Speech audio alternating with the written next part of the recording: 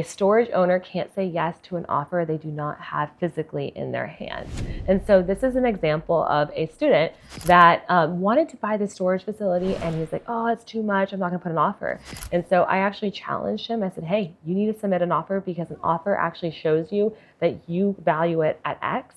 And you never know, like right now in this market, it is a buyer's market. And so what happened, even though the owner and the broker said, hey, no, we're not gonna take your offer, guess what? 4 months later, the offer actually fell through at $1.8 million in Texas. And so that broker came back to one of our students and said, hey, will you buy this facility based on this offer? And so we were actually able to negotiate this deal down to close it at $1.5 million. And the reason for this was because it fell out of contract.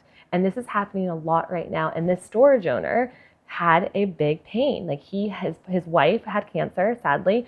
And he's like, I need to sell my facility, and I need to do it now so that I can pay for her chemo and go retire and live our best lives. And so what I wanted to say is that you need to make sure that even though you're doing all the analysis in the world, that you're actually submitting offers that matter, because even though it's a no now, you might come back and follow up 4 months later and still get that deal. So make sure to check this out. The full case study, we're going to be having a breakdown on our YouTube channel. Can't wait to see you there. So don't fall into this trap, because one of my self-storage school students almost did this. And so what that is actually when you want to submit an offer to a storage owner, it's always good to submit like 2 to 3 offers in front of them, including a seller financing. So one thing that you should not be doing is send an offer and then say, okay, I like that offer. Like, let's sign it. Let's sign that letter of intent and go ahead and sign it. And then come back later and saying, oh, I should have sent him, or how can I get to, get that owner to say yes to a seller financing offer? It's already been done, right? Like the LOI has already been signed. The owner's happy. It's going to be 10x harder to then come back and want a seller financing deal. And so making sure that you do this in the right way, and to never like out negotiate yourself, because that is the biggest thing you want to set yourself up for success, is by saying, hey, all 3 offers work. Which one of these offers are best suited for you, right? And normally you want to educate the seller financing one is, because, hey, Mr. Owner, you can be the bank and make the interest too, and make over the amount of money that you want to actually make. And that is huge, right? With less time and less risk.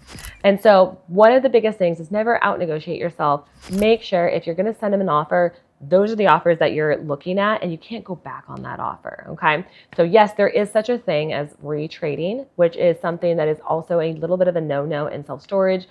You really want to make sure you do the retrading in a right way. So if an owner does not, disclose certain things to you on purpose, and you figure that out during due diligence, you can come up and be like, hey, the facts are, right, that I discovered this, and this is what's really going on, and that affects the valuation of the storage facility. And so therefore, we need to take $100,000 off this deal in order to get it done.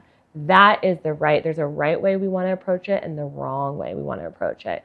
So if you are liking this, make sure right now to subscribe and like, because we're going to walk you guys through a whole case study on A to Z on how to actually get a good storage deal across the finish line.